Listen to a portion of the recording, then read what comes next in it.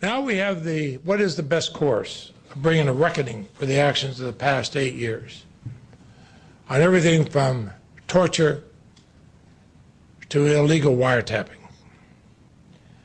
There are some who resist any effort to investigate the misdeeds of the recent past.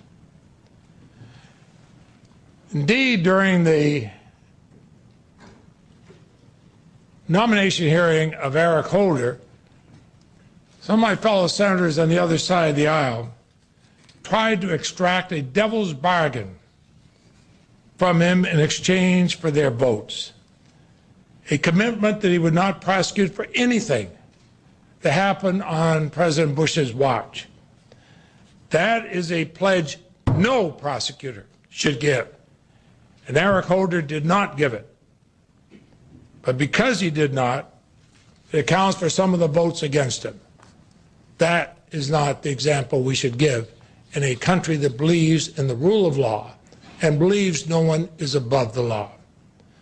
There are others who say that even if it takes all of the next 8 years or 15 or 20 years and divide this country and distracts from the necessary priority of fixing the economy, we must prosecute past administration officials to lay down a marker. And of course, the courts are already considering congressional subpoenas have been issued and claims of privilege and legal immunities, and they will be perhaps for years. I think there is another option. And I want to use this lecture as a chance to lay out that other option. You could probably call it a middle ground, but a middle ground to find the truth. We need to get to the bottom of what happened and why, and the reason we do that is so they'll never happen again. One path to that goal would be a reconciliation process, a truth commission. We could develop and authorize a person or group of people universally recognized as fair-minded and without any axe to grind. Their straightforward mission would be to find the truth.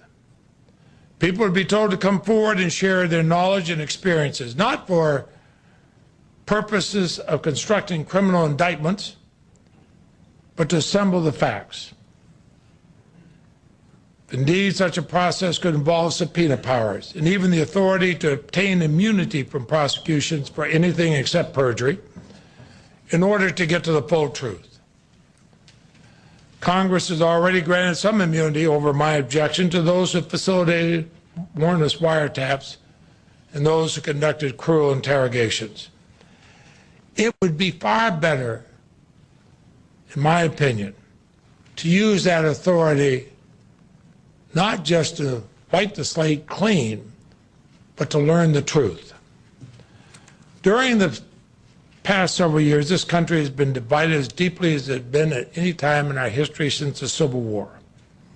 And that's made our government less productive, our society less civil. President Obama is right that we cannot afford extreme partisanship and debilitating divisions. In this week, when we begin commemorating bicentennial, probably our greatest president, Abraham Lincoln, there's need again to bind up the nation's wounds. President Lincoln urged that course in his second inaugural address some 74 years ago. We should go back and think about that. Rather than vengeance, we need a fair-minded pursuit of what actually happened. And sometimes the best way to move forward is find out the truth, find out what happened, and we do that to make sure it never happens again.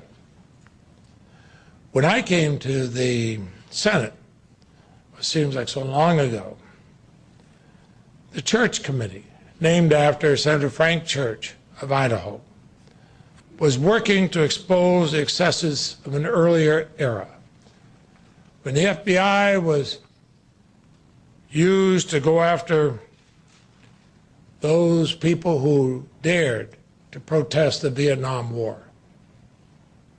We've seen some of that come back.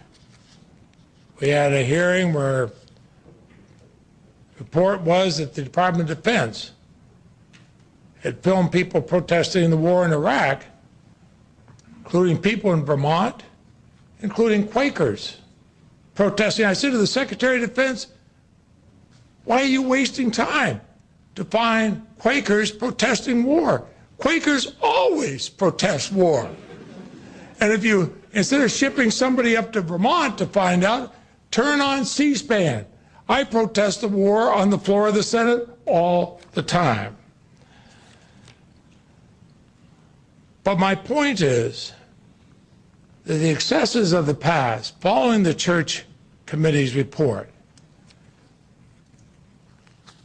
did not happen again for years.